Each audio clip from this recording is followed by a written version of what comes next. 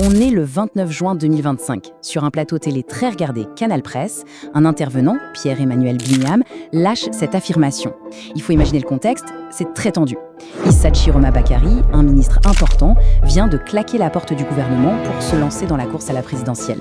Et là, cette phrase, elle donne un tout autre poids à sa décision, une dimension quasi historique.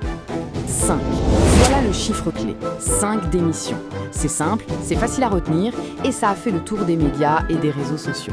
C'est devenu une sorte de fait établi. Mais est-ce que ce chiffre est juste? C'est la question qui nous intéresse. C'est le début d'un vrai travail de détective journalistique. Bon, maintenant on entre dans le vif du sujet, le parcours de la vérification. Comment on fait pour vérifier une info comme ça?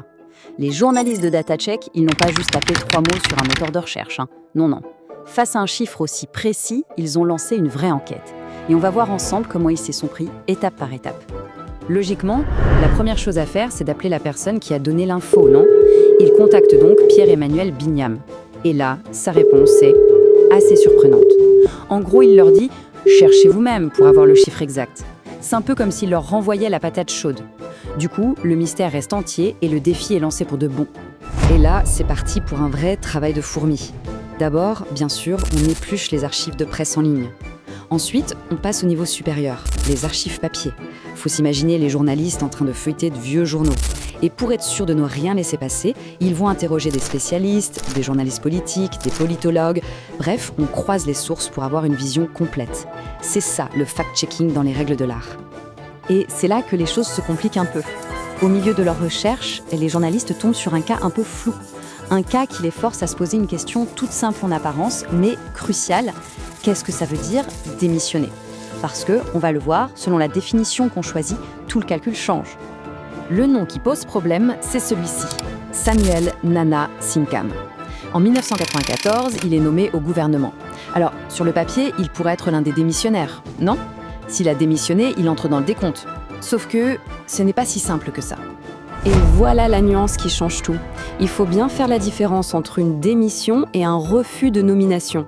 D'un côté, la démission, c'est quand on est déjà en poste, qu'on a accepté la fonction et qu'on décide de partir. De l'autre, le refus, c'est quand on dit non merci au poste qu'on nous propose, on n'entre même pas en fonction. Et ça, d'un point de vue juridique et même politique, ça n'a absolument rien à voir. Pour en avoir le cœur net, les journalistes ont demandé l'avis d'un expert, Cyril Essima, et sa réponse est sans appel. Pour lui, le cas de Samuel Nana Sinkam est clair. On ne peut pas parler de démission. Il n'a jamais pris ses fonctions. Il n'a jamais siégé au gouvernement.